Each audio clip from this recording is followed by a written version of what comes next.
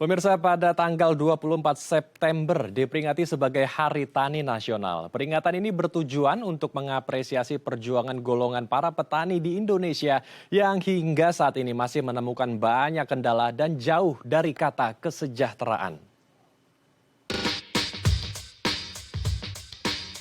Indonesia merupakan negara agraris di mana sebagian besar penduduknya bergantung pada bidang pertanian. Profesi petani dianggap penting bagi negara karena telah berkontribusi dalam meningkatkan kesejahteraan masyarakat. Maka dari itu, Hari Tani Nasional yang diperingati pada 24 September setiap tahunnya menjadi sarana untuk merekoleksi kembali perjuangan golongan tani hingga pembebasan mereka dari kepahitan. Namun sayangnya, hingga saat ini petani masih berhadapan dengan sejumlah konflik agraria dan kesejahteraan buruh tani yang dapat menimbulkan krisis sosial dan ekologis masyarakat. Ya, untuk membahasnya lebih lanjut kita telah terhubung langsung dengan Dwi Andreas Santosa selaku Guru Besar Institut Pertanian Bogor.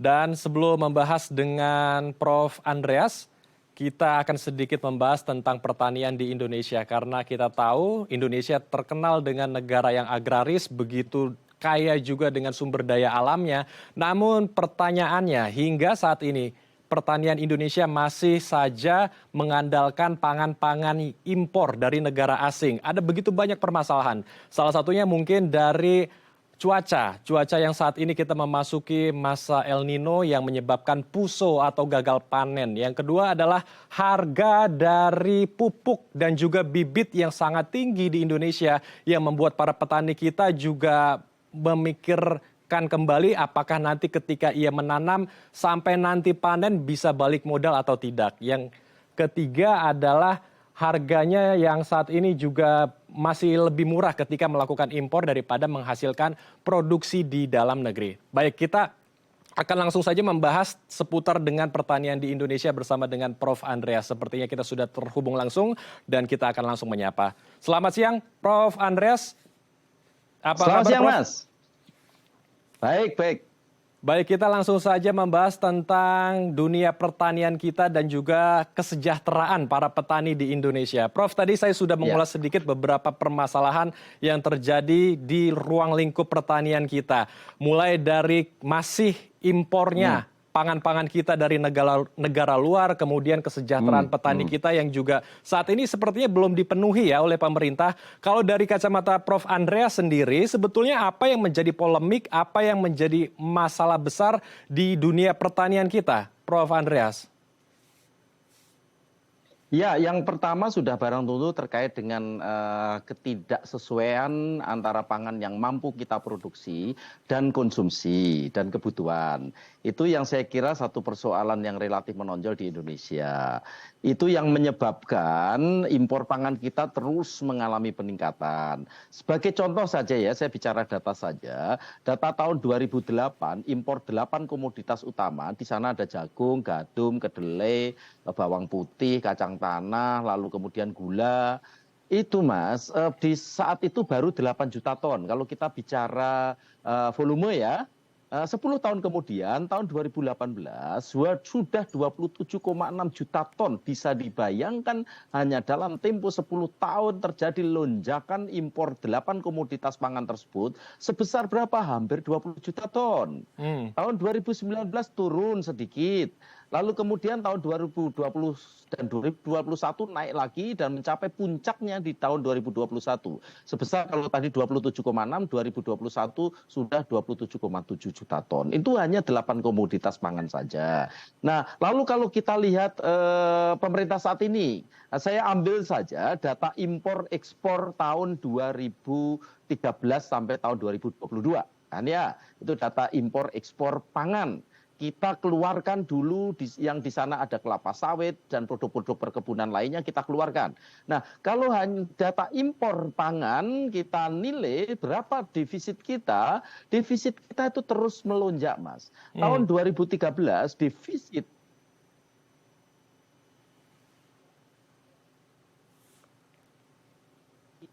hanya 8,9 miliar US dollar, kemudian tahun 2022 kemarin itu melonjak ke 16,2 miliar US dollar. Dari 8,9 ke 16, sekian. Bisa dibayangkan berarti hampir 2 kali lipat. Hanya dalam tempo 10 tahun defisit pangan kita. Sehingga persoalan pangan ini menjadi persoalan yang relatif krusial di Indonesia. Ada permasalahan besar ketika kita beberapa tahun lalu pemerintah mencanangkan lumbung pangan dunia, katakanlah setiap presiden mencanangkan itu, kenyataan yang terjadi impornya justru mengalami peningkatan yang sangat tajam. Jadi ini yang persoalan besar yang harus kita atasi bersama, terutama untuk pemerintah yang akan datang. Baik, jadi defisit kita juga masih sangat tinggi ya, dan mengapa saat ini negara Semakin kita tinggi, masih Mas. saja Ya. mengandalkan impor pangan ya, komoditas, terutama Ya, beras begitu yang menjadi komoditi utama kita. Ya. Apakah memang negara kita tidak mumpuni untuk menghasilkan lumbung pangan, utamanya padi, karena padi ini kan juga menjadi sebuah hal yang penting ya. Dan petani kita apakah juga masih Ya. jauh dari kata yang layak untuk memenuhi semua kebutuhan dari area Indonesia, Prof. Andreas? Ya, kalau kita melihat volumetrik impor pangan kita terbesar adalah gandum, Mas. Gandum tahun 2021 kemarin itu mencapai rekor tertingginya, salah satu negara pengimpor gandum terbesar di dunia. Karena apa? Kita mengimpor 11,5 juta ton. Lalu tahun itu 2021, tahun 2022 turun menjadi hampir 10 juta ton. Jadi impor terbesar adalah gandum. Lalu impor yang kedua, yang terbesar apa? Kedelai, Mas. Jadi kedelai ini dibagi dua ya, yang sering kali disampaikan oleh teman-teman pengamat itu mereka hanya melihat kedelai grain yang digunakan untuk tahu industri tahu dan tempe. Itu yang kisaran impornya itu sekitar 2,6 sampai 2,8 juta ton per tahunnya. Tapi yang harus diingat kita mengimpor bungkil kedelai sebesar berapa? Itu di atas 5 juta ton. Dan tahun kemarin kita mencapai rekor impor kedelai. Sebesar berapa? 8 juta ton. Lalu secara volumetrik yang ketiga, yang terbesar itu apa, Mas? Gula, raw sugar. Raw sugar itu terus mengalami peningkatan. Tahun 2017-2018 itu sekitar 4,5 juta ton. Tahun 2021 kemarin sekitar 5,5 juta ton. Dan tahun 2022 sudah mencapai 6 juta ton raw sugar yang harus kita impor untuk memenuhi kebutuhan industri maupun kebutuhan gula kristal putih. Itu yang ketiga terbesar. Lalu yang lainnya ya misalnya jagung. Jagung impor kita itu rata-rata sekitar 1,3 sampai 1,5 juta ton. Tahun ini saya pastikan meningkat impor jagung.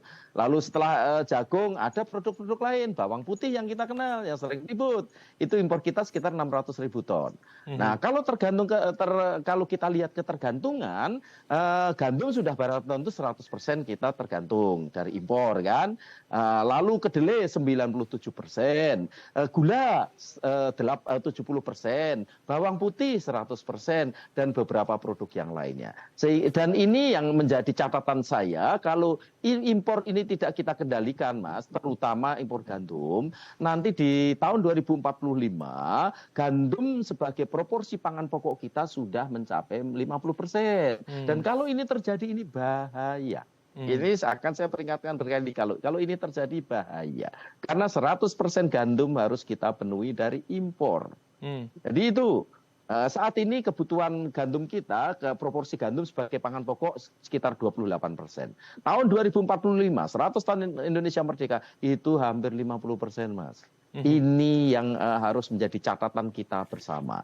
Jadi impor kita terus meningkat. Kalau impor beras tadi disinggung, impor beras kita itu rata-rata setiap tahunnya sekitar 1 juta ton, 0,8 sampai 1 juta ton. Setiap tahunnya rata-rata. Hanya tahun 2023 ini ada keputusan Desember 2022 kemarin mengimpor 0,5 juta ton, dan tahun 2023 ini kita harus mengimpor 2 juta ton. Jadi totalnya 2,5 juta ton. Jadi untuk impor tahun ini. Ya walaupun yang 200.000 sudah diimpor akhir tahun lalu ya, sehingga total yang nanti masuk sekitar 2,3 juta ton. Itu untuk beras. Jadi ini yang problem kita, ini fakta yang harus kita hadapi bersama. Baik.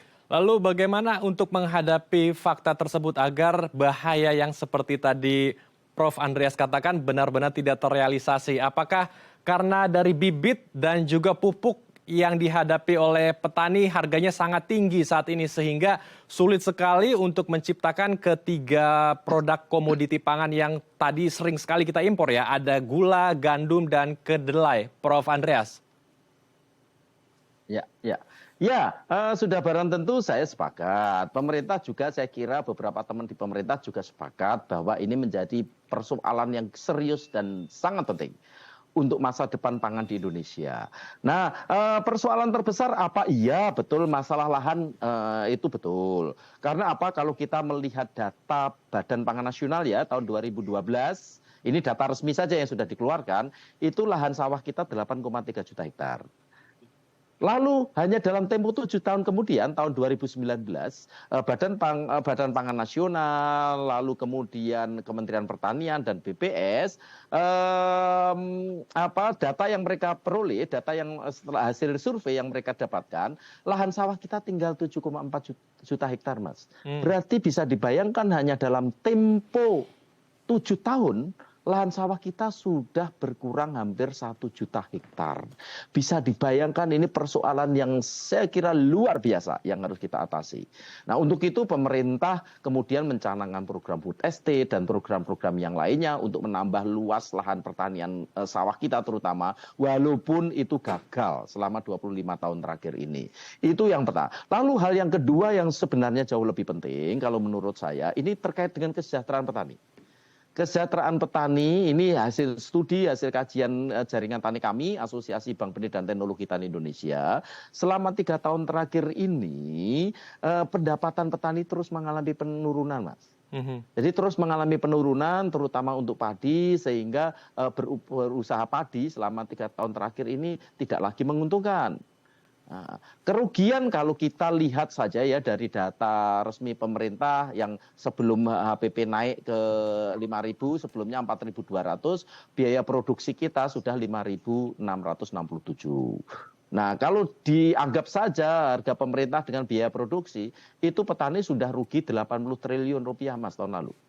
Jadi ini yang harus kita atasi bersama juga, masalah kesejahteraan petani. Kan? Jadi itu persoalan sangat besar di Indonesia. Kalau petani tidak sejahtera, otomatis mereka tidak lagi bisa mengandalkan lahannya untuk bercocok tanam. Akibatnya apa? Lahan dilepas. Dilepas ke siapa? Ya sudah barang tentu pemodal yang tidak memiliki sense terkait dengan dunia pertanian. Sehingga kemudian ini menjadi lingkaran setan. Petani melepas lahannya, kondisi petani semakin memburuk, dan tidak ada upaya yang cukup signifikan untuk meningkatkan kesejahteraan petani. Nah, memang akhir-akhir ini, sejak bulan Juli tahun lalu, harga gabah kering panen terus mengalami peningkatan. Dan ini yang heboh terus di media kan ya. Harga beras naik tiap hari, termasuk DAI TV mengabarkan kenaikan harga beras. Nah, ini catatan saya ya, harga beras yang terbentuk saat ini itu harga beras yang baik untuk sedulur tani, tinggi tidak. Tapi harga yang baik di mana petani saat ini bisa mendapatkan keuntungan, petani-petani padi yang menanam padi itu bisa mendapatkan keuntungan yang memadai. Karena apa? Sekarang ini, kebetulan saya sekarang ini mengadakan safari, mengunjungi beberapa jaringan tani kami, AB2TI di Jawa Barat, Jawa Tengah, Jawa Timur, sampai Jawa Timur sampai tanggal 1. Kami mengamati sendiri, sekarang ini petani-petani padi yang sudah barang tentu yang masih punya tanaman dan panen ya, mereka amat sangat senang. Harga gabah kering panen sekarang ini sudah di atas 7.000. Kan jadi itu. Sehingga ini sekaligus kami menghimbau ke media massa dan lain sebagainya, apakah harga itu tinggi? Tidak. Jadi harga yang sekarang ini terbentuk adalah harga yang menguntungkan usaha tani. Dan di sana pemerintah harus turun tangan bagaimana supaya harga yang sekarang ini baik dipertahankan juga oleh pemerintah. Jangan kemudian dihantam lagi oleh impor. Kalau itu yang dilakukan pemerintah hanya sekedar untuk memenuhi kebutuhan konsumen, kita hancur, Mas. Karena selama ini kebijakan pemerintah itu terlalu berat sebelah ke konsumen. Sehingga ketika harga di tingkat konsumen naik, pemerintah panik, kemudian melakukan intervensi berlebihan yang merugikan siapa? Sedulur tani. merugikan petani-petani kecil. Ini yang menjadi catatan penting kalau kita ingin selamat di masa depan terkait dengan pangan. Baik, jadi pemerintah harus menjaga nilai dari harga komoditi pangan kita ya. Dan untuk Iya, bisa menjaga petani kita harus juga sebetulnya diberikan insentif ya, Prof. Andreas ya, agar petani iya, kita juga memiliki keuntungan sehingga mereka juga bisa memiliki daya beli untuk membeli pupuk dan juga produk-produk bibit lain. sehingga mereka nanti tidak memutuskan menjual lahannya, tidak lagi menanam dan akhirnya ujung-ujungnya kita akan semakin jauh dari kedaulatan pangan. Nah, sebetulnya seperti apa konsep yang baik untuk insentif para petani kita, Prof. Andreas? Tapi ditahan, Prof, kita akan bahas usai jeda ya, Prof. Ya. Baik, pemirsa, jangan kemana-mana karena kami akan kembali sesaat lagi.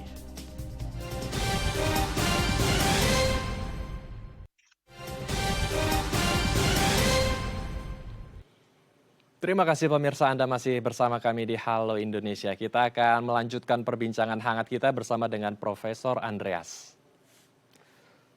Prof, melanjutkan pertanyaan saya Ya. di segmen sebelumnya, agar pertanian kita bisa lebih maju Ya. ke depannya, apakah kesejahteraan petani juga harus lebih diperhatikan oleh pemerintah seperti memberikan insentif untuk petani kita? Karena kan petani kita saat ini mengalami double impact ya, pertama dari impor, terus yang kedua dari tingginya harga pupuk dan harga bibit sehingga Ya. mereka ketika ingin menanam pasti akan berpikir apakah ini akan balik modal atau tidak sehingga petani kita kemungkinan akan berpikir akan meninggalkan profesi pertaniannya, tidak lagi menanam dan ujung-ujungnya kita akan jauh sekali dari kata kedaulatan pangan. Prof. Andreas. Betul. Ya, betul. Sudah barang tentu kesejahteraan petani itu harus menjadi tidak hanya jargon ya, tidak hanya wacana, harus menjadi program besar pemerintah mendatang. Karena tadi sudah saya tunjukkan betapa ketergantungan impor kita terhadap pangan dari luar negeri itu semakin lama semakin membesar. Tadi juga sudah saya sampaikan hanya dalam 10 tahun bisa dibayangkan tahun 2008 ke 2018 impor 8 komoditas sudah melonjak 20 juta ton kan. Jadi ini persoalan serius. Selama pemerintah saat ini impor pangan kita melonjak juga hampir 2 kali lipat dari tahun 2013 ke tahun 2022. Defisit impor pangan kita juga melonjak hampir 2 kali lipat. Kalau ini kita lepaskan dari komoditas perkebunan ya, kita bicara khusus komoditas pangan. Kalau komoditas perkebunan kita masukkan, kita masih mengalami surplus cukup besar. Surplus tahun 2022 kemarin mencapai 18,5 miliar US dollar atau sekitar hampir 300 triliun rupiah. Jadi itu. Nah, lalu bagaimana terkait dengan pangan lagi, kita balik ke pangan. Tadi sudah saya tunjukkan bahwa ketergantungan terhadap impor semakin lama semakin besar. Dan kalau ini tidak kita atasi, kita nggak terasa. Kita nggak akan terasa bahwa ketergantungan kita semakin besar, masyarakat umum juga tidak tahu. Jadi ini problemnya. Ketika nanti katakanlah impor gandum kita atau gandum sudah mencapai 50% kebutuhan pangan kita, lalu terjadi lonjakan harga gandum di dunia, nah itu kita baru terasa. Bisa dalam tempo sangat singkat harga pangan bisa naik 100%. Itu yang perlu kami ingatkan. Kalau sekarang kan harga pangan naik perlahan-lahan, katakanlah beras ya, dari Juli 2022 ke Agustus 2023, kenaikan selama 13 bulan tersebut hanya 15,5%. Tapi kalau kita tergantung pada beberapa komoditas, lalu tiba-tiba harga komoditas tersebut di pasar internasional melonjak, dan lonjakannya itu kalau terjadi krisis pangan itu bisa sampai 100%. Berarti harga di Indonesia akan melonjak di atas 100% juga dalam tempo yang sangat pendek. Dan kalau itu terjadi, itu dampaknya luar biasa, Mas. Terjadi kerusuhan sosial, food riot, kan kerusuhan akibat kekurangan pangan, dan itu luar biasa dampaknya. Dan banyak pemerintah jatuh karena itu. Kan kita ingat Arab Spring itu kan jatuhnya karena pangan. Sudan tahun 2019 karena pangan. Sri Lanka tahun kemarin karena pangan. Jadi itu yang harus betul-betul kita antisipasi sejak dini. Lalu bagaimana merombaknya? Sudah barang itu tadi disebutkan kesejahteraan petani ini harus menjadi kunci utama. Lalu bagaimana meningkatkan kesejahteraan petani? Meningkatkan kesejahteraan petani itu sebenarnya sederhana. Sederhana di mana? Di harga. Bagaimana pemerintah bisa mengendalikan harga yang menguntungkan usaha tani. Bukan harga yang menguntungkan konsumen. Saat ini konsep pemerintah adalah harga yang menguntungkan konsumen. harga yang rendah untuk konsumen, bukan harga yang baik untuk sedulur tani. Ini yang paling utama. Kalau coba saja, ini sekarang saya sedang keliling Jawa, nanya sedulur tani, sederhana kok jawabnya. Asal harga baik, nggak usah disubsidi pupuk, nggak usah disubsidi benih, kami beli sendiri. Itu persoalannya.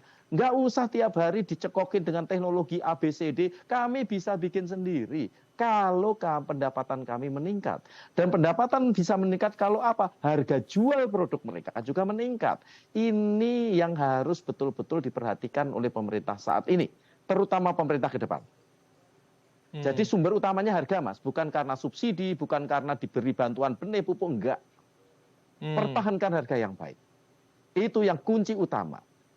Dan dengan harga yang baik, petani akan semakin kreatif, petani bisa mengadopsi teknologi baru, bisa diadopsi, karena apa? Punya uang. Kalau nggak punya uang, apapun yang kita sampaikan ke sedulur tani, kita mau teknologi IT, drone, nggak akan dipakai karena nggak punya uang.